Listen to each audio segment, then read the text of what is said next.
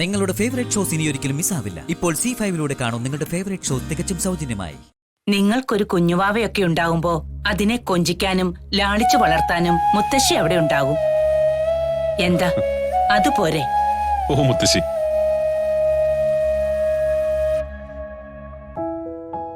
ഈ മുത്തശ്ശിയുടെ ഒരു കാര്യം. മുത്തശ്ശി, ആ മഹി ഇവിടെ ഉണ്ടായിരുന്നോ? അകല് വന്നിട്ട് കുറെ നേരമായോ?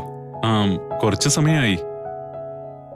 മുത്തശ്ശി, എനിക്ക് മുത്തശ്ശിയോട് ഒരു കാര്യം പറയാനുണ്ടായിരുന്നു. എന്താ മഹി? ആ, ഓ, രഹസ്യാണല്ലേ? ഞാൻ കേൾക്കാൻ പാടില്ലെന്ന് തോന്നുന്നല്ലോ. അതെ, മുത്തശ്ശിയോട് മാത്രമായിട്ട് പറയേണ്ട കാര്യമാ. അതെന്താ മഹി, നകുല് കേൾക്കാൻ പാടില്ലാത്ത കാര്യം? പറയാം. ശരി, ഞാൻ മാറിത്തരാം. ഇന്നെന്റെ ജീവിതത്തിലെ വളരെ പ്രധാനപ്പെട്ട ഒരു ദിവസമാണ്. ഇന്ന് ഞാൻ കാരണം ആർക്കും ഒരു ശല്യം ഉണ്ടാവാൻ പാടില്ല.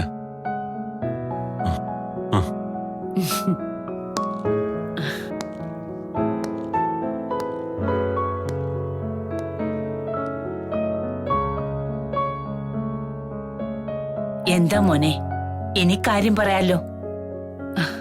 എന്താ കാര്യം? അത് പിന്നെ മുത്തശ്ശി, എനിക്ക് പറ മഹി, നീ എന്തിനാ എന്നോട് സംസാരിക്കാൻ മടിക്കുന്നേ? ചെറിയൊരു മടിയുണ്ട്. മുത്തശ്ശി അതിനെ എങ്ങനെ കാണുമെന്ന് ഒരു പേടിയുണ്ട്. പറ മഹി, പറഞ്ഞു കഴിഞ്ഞല്ലേ ബാക്കി? അത് പിന്നെ എനിക്ക് ഗംഗയെ വിവാഹം കഴിക്കാൻ ആഗ്രഹമുണ്ട്.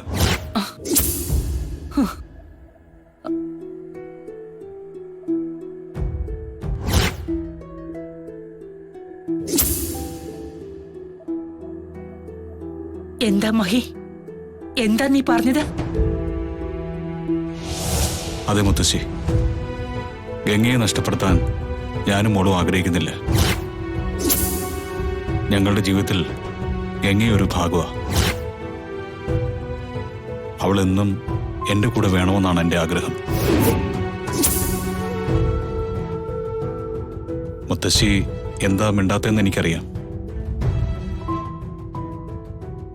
ഞാൻ ഈ തീരുമാനം എടുത്തത് മാളുവിനു വേണ്ടി മാത്രമാണെന്ന് കരുതിയിട്ടല്ലേ? പക്ഷെ അങ്ങനെയല്ല മുത്തശ്ശി. ഇപ്പോ ഞാനും ഗംഗയെ ആഗ്രഹിക്കുന്നുണ്ട്.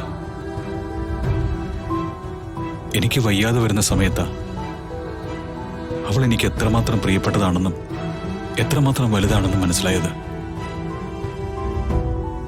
ആ സ്നേഹവും കരുതലും ഇനി എനിക്ക് നഷ്ടപ്പെടുത്താൻ വയ്യ.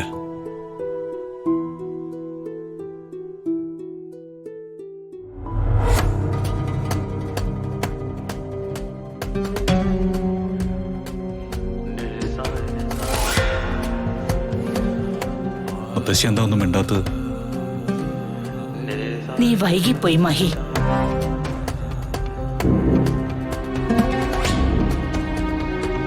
നകുലിന് ഞാൻ വാക്കു കൊടുത്തു. ഗംഗയും നകുലും തമ്മിലുള്ള വിവാഹം ഉടനെ നടക്കും. മുത്തശ്ശി, ഗംഗയ്ക്ക് ആ വിവാഹത്തോട് വലിയ താല്പര്യമൊന്നുമില്ല. അപ്പൊ പിന്നെ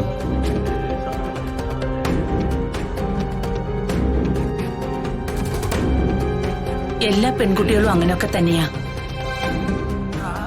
പതിയെ അവൾ ആ ജീവിതത്തെ സ്നേഹിച്ചോടും. നകുൽ ഗംഗയെ സ്വപ്നം കണ്ടു തുടങ്ങിയത് എന്റെ വാക്ക് വിശ്വസിച്ച. ആ വാക്കു മാറ്റാൻ എനിക്കാവില്ല. നാളെ ജോത്സ്യനെ കണ്ട് അവരുടെ വിവാഹ തീയതി നിശ്ചയിക്കും.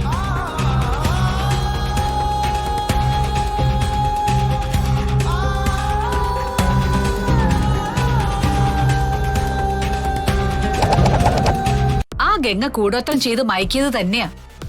അങ്ങനെയല്ലേ അവള് മാളുവിനെ വരുത്തിയിലാക്കിയത്? എങ്ങനെയായാലും എന്റെ വാക്കിനപ്പുറം പോവാത്ത മഹി ഞാൻ പറഞ്ഞത് അവഗണിച്ച് ഗംഗയെ തേടി പോയിട്ടുണ്ടെങ്കിൽ അത് വലിയ മാറ്റം തന്നെയാ. അതെ ആന്റി, സത്യം പറയാലോ,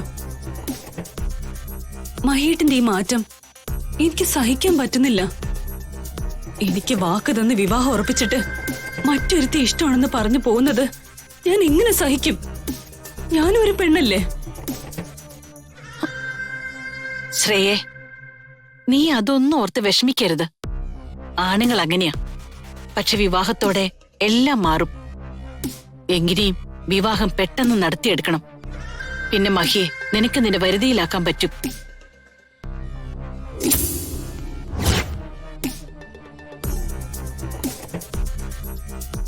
അതെ മോളെ, പിന്നെ ആവശ്യമില്ലാത്ത ഈഗോ കാണിച്ച് നീ അനാവശ്യ തീരുമാനമൊന്നും എടുക്കരുത്. മഹി നിന്നെ വിവാഹം കഴിക്കാൻ സമ്മതിച്ചത് നിന്നോടുള്ള പ്രേമം കൊണ്ടൊന്നുമല്ല, മാളുവിന് വേണ്ടിയാ.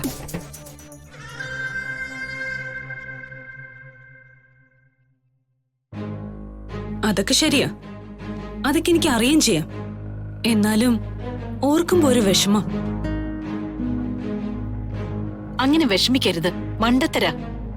മാളുവിന് വേണ്ടിയാ മഹി വിവാഹത്തിന് തയ്യാറാവുന്നത്. അത് നിനക്കും അറിയാലോ. മാളുവിന് ഗംഗയെ മതി മതിയെന്ന് ആവർത്തിച്ച് പറഞ്ഞപ്പോ അവന്റെ മനസ്സിലും അതാണ് ശരിയെന്ന് തോന്നിപ്പോയി കാണും.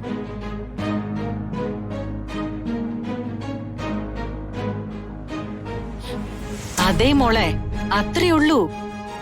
അതിന് നീ ആ വില മാത്രം കൊടുത്താ മതി. നാത്തും പറഞ്ഞതാ ശരി. നമ്മൾ അല്പം അലിഞ്ഞ അവനാ വേലക്കാരി പെണ്ണിനെ ഈ കൈലാസത്തിന്റെ റാണിയാക്കും. പിന്നെ നാത്തൂനുൾപ്പെടെ നമ്മുടെയൊക്കെ അവസ്ഥ വളരെ മോശമാവും. അത് നീ മറക്കണ്ട.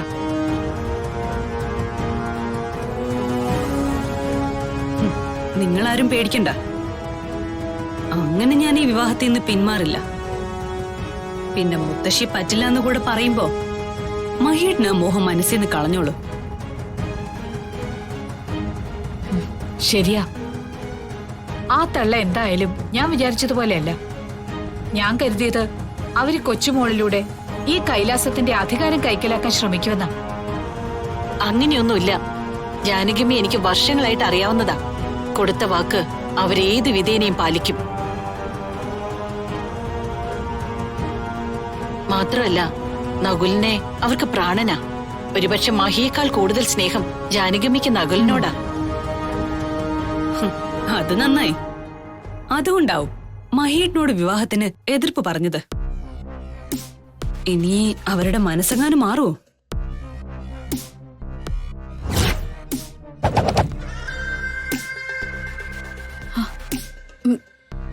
മാറുവോ നാത്തൂനെ? ഏയ് ഇല്ല, നിങ്ങള് ധൈര്യമായിട്ടിരുന്നോ. മഹി ഇനി ഗംഗയുടെ പുറകെ പോയില്ല. പറ്റിയ തെറ്റ് മനസ്സിലാക്കി അവൻ ശ്രേയെ തന്നെ വിവാഹം കഴിക്കും.